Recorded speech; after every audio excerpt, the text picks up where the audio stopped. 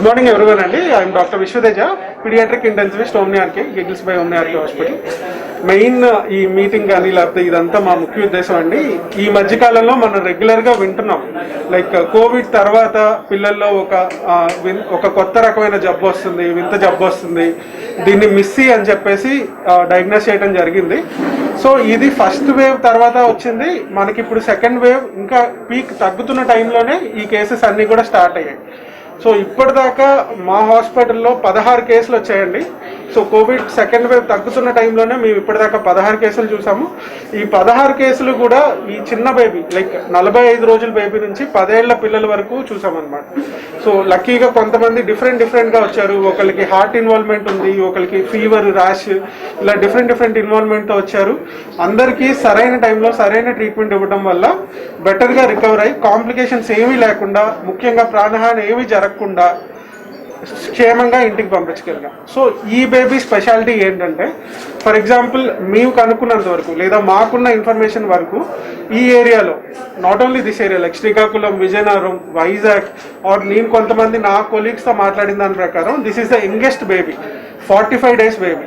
So 45 days బేబీకి ఈ condition రావటం, ఇది మనకు బేబీ వచ్చినప్పుడు బీపీ చాలా తక్కువగా ఉంది, పల్సెస్ చాలా తక్కువగా ఉన్నాయి, ఒళ్ళంతా ర్యాష్ ఉంది, జ్వరం, లైక్ చాలా ఎక్కువ జ్వరం, అన్కంట్రోలబుల్ జ్వరం ఉంది, దాంతోపాటు బేబీ బాగా ఆయాసపడుతుంది. అండ్ వాటితో పాటు ఆక్సిజన్ సాచురేషన్ ఇప్పుడు మీ అందరికీ తెలిసిందే. సో ఆక్సిజన్ సాచురేషన్ అన్ని లెవెల్స్ కూడా తగ్గుతూ ఉన్నాయి. సో దానికోసం ఇమ్మీడియట్గా మేము బేబీని, ఇలాంటి బేబీని కొన్ని హాస్పిటల్స్ తీసుకోవడానికి కూడా ఆలోచిస్తాయి. అలాంటిది మేము ఈ బేబీని తీసుకొని ఒక ఛాలెంజింగ్ కేసు కింద యాక్సెప్ట్ చేసి, ఎందుకంటే 45 days ఇప్పటిదాకా చూడలేదు, ఎంతవరకు రికవరీ ఉంటుందో మాకు ఆ టైంకి ఐడియా లేదు. సో వెంటనే యాక్సెప్ట్ చేసి ఈ కండిషన్ ఈ టైంలో ఇమ్మీడియట్గా సస్పెక్ట్ చేసి, బేబీ అరౌండ్ నైట్ 10 or 11కి వచ్చిందండి. సో ఆ టైంలోనే ఇమ్మీడియట్గా కన్సల్టెంట్, స్పెషలిస్ట్ అందరం చూసాము, ఇమ్మీడియట్గా ఛాలెంజ్ కింద కేసు యాక్సెప్ట్ చేసాము. కేసు యాక్సెప్ట్ చేసిన తర్వాత ఇమ్మీడియట్గా ఇన్వెస్టిగేషన్స్ అన్ని, లైక్ మిస్సీ మైండ్లో పెట్టుకొని ఇమ్మీడియట్గా కావాల్సిన ఇన్వెస్టిగేషన్స్ అన్ని పంపించాం. సో నైట్కి నైట్ ఇన్వెస్టిగేషన్స్లో మాకు ఇమ్మీడియట్గా ప్రూవ్ అయింది ఈ డిసీజ్ మిస్సీ అని చెప్పేసి. సో కన్ఫర్మ్ చేసుకున్న తర్వాత వెంటనే దీనికి స్పెసిఫిక్ ట్రీట్మెంట్ ఏదైతే ఉందో, ఐవీఐజీ అంటామండి. సో ఆ స్పెసిఫిక్ ట్రీట్మెంట్ ఇమ్మీడియట్గా నైట్కి నైట్ స్టార్ట్ చేయడం జరిగింది. సో సరైన టైంలో సరైన ట్రీట్మెంట్ స్టార్ట్ చేయడం వల్ల నైట్కి నైట్ మేము బీపీని స్టెబిలైజ్ చేయగలిగాం, నైట్కి నైట్ బేబీని స్టెబిలైజ్ చేయగలిగాం. ఆక్సిజన్ రిక్వైర్మెంట్ అంతా ఉంది. ఒకవేళ నైట్ కనుక ఈ సరైన ట్రీట్మెంట్ అందకపోతే బేబీ ఇంకా సిక్ అయి వెంటిలేటర్ దాకా వెళ్ళే అవకాశం కూడా ఉండుండేదేమో, మాకు తెలియదు. సో ప్రస్తుతానికి అవన్నీ కూడా అవాయిడ్ చేయగలిగాం. లక్కీగా ఇమ్మీడియట్గా ట్రీట్మెంట్ అందించడం వల్ల 3వ రోజునే బేబీని వార్డుకి షిఫ్ట్ చేసేయగలిగాం. సో మెయిన్గా ఈ కేసు చెప్పడానికి ముఖ్య ఉద్దేశం ఇంకొకటి ఏంటంటే, ఇంత చిన్న బేబీస్లో ఇంత డిసీజ్, లైక్ ఈ డిసీజ్ రావచ్చు అని చెప్పేసి కూడా జనాలకు కొంచెం అవగాహన పెరుగుతుంది అని చెప్పేసి.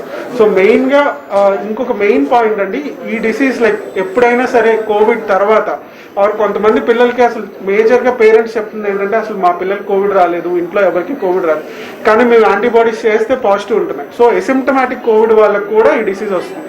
సో దయచేసి ఏ పిల్లలకైనా సరే ఫీవర్ ఉన్నా, ర్యాష్ ఉన్నా, ఆర్ వామిటింగ్స్, మోషన్స్ ఉన్నా సరే ఇమ్మీడియట్గా మీ పిల్లల డాక్టర్ని ఒకసారి సంప్రదించండి. And with proper facilities, with proper treatment outcome చాలా బాగుంటుందండి. డెత్ రేట్ చాలా తక్కువ ఉంది డిసీజ్లో. బేసిక్లీ పిల్లల్లో కోవిడ్ డిజీజ్ ఉంటుందా లేదా అని చాలామందికి డౌట్. పిల్లల్లో కోవిడ్ డిజీజ్ ఉంటుంది. సుమారుగా 8% టోటల్ కోవిడ్ కేసెస్లో కన్ఫర్మ్డ్ కేసెస్ 100కి 8 కేసెస్ పిల్లలు. గుడ్ న్యూస్ ఈజ్ ఫస్ట్ వేవ్లో కంటే సెకండ్ వేవ్ ఎక్కువైనా పెద్దవాళ్ళలాగా సివియర్గా అవ్వడం చాలా చాలా చాలా తక్కువ. మనం పెద్దవాళ్ళలో చూస్తాం 100 మందికి 5 మంది సీరియస్ అవుతారు, ఆ 5 మందిలో ఒకరి వరకు ఫెయిల్ అయిపోతుంటారు.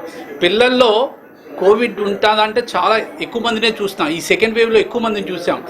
గుడ్ న్యూస్ ఏంటంటే వాళ్ళెవరు సీరియస్గా అవ్వడం, డెత్ వరకు చాలా చాలా చాలా తక్కువ. అంటే నా ఎక్స్పీరియన్సే కాదు, మా పిల్లల డాక్టర్లు త్రూ అవుట్ ఇండియాని కాంటాక్ట్ చేస్తాను కదా, పిల్లల్లో తక్కువ. ఈ పర్టికులర్ మిస్సీ అనే కాంప్లికేషను కోవిడ్ వచ్చిన పిల్లలకి 1000 నుంచి 10,000 మంది పిల్లల్లో ఒకరికి MIS-C అంటే multi system inflammatory syndrome in children. Multi system inflammatory syndrome in children 1000 మంది పిల్లల నుంచి 10,000 మంది పిల్లలు ఎఫెక్ట్ అవుతే ఒకరికి వస్తుంది. అది ట్రీట్మెంట్ ఇస్తే సుమారుగా 100% సక్సెస్ అవుతుంది. మరి ఈ పర్టికులర్ కేసు గురించి మాకు ఎందుకే ఇంట్రెస్ట్ అంటే మా ఫ్రెండ్స్ అందరినీ త్రూఅవుట్ ఇండియా కనుక్కున్నాను కదా, వాళ్ళు అందరూ లోయెస్ట్ స్టేజ్ 4 నెలలు 6 నెలలు సంవత్సరం చూశారు, కానీ 45 రోజులు చూసే పిల్లలకు మిస్సి వచ్చే కేసు మేము ఇదే ఫస్ట్ టైం రికార్డ్ చేస్తున్నాం. సో మీకు మూడో డౌట్ అవ్వచ్చు, సార్ థర్డ్ వేవ్ వస్తుందని. డెవలప్డ్ కంట్రీస్లో థర్డ్ వేవ్ రాదు. Reason vaccination.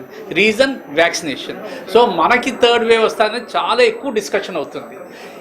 థర్డ్ వేవ్ రావచ్చు, వ్యాక్సినేషన్ కవరేజ్ బాగుంటే థర్డ్ వేవ్ రాదు, వ్యాక్సినేషన్ కవరేజ్ బాగుంటే థర్డ్ వేవ్ రాదు. వ్యాక్సినేషన్ కవర్ అవ్వే వరకు థర్డ్ వేవ్ రావచ్చు, పిల్లలు ఎఫెక్ట్ అవ్వచ్చు. ఇది ఒక పెద్ద డిస్కషన్. పిల్లలు ఎఫెక్ట్ అవుతారంటే మీరు పెద్దవాళ్ళందరికీ వ్యాక్సిన్ వేసేస్తున్నాం, మీరు ఇంకెవరు మిగిలారండి? పిల్లలే మిగిలారు. సో పిల్లలకి ఎఫెక్ట్ అవుతే, ఈ పర్టికులర్ స్ట్రెయిన్ కానీ ఎఫెక్ట్ అవుతే రిస్క్ టు ద లైఫ్ చాలా తక్కువ. ఈ వైరస్ ఏంటంటే అన్ఫార్చునేట్గా మ్యూటేట్ అవుతూ ఉంటుంది, దాని స్ట్రక్చర్ మార్చుకుంటూ ఉంటుంది. సో ఆ స్ట్రక్చర్ మార్చి సివియర్ అవుతుందా నేను చెప్పలేను.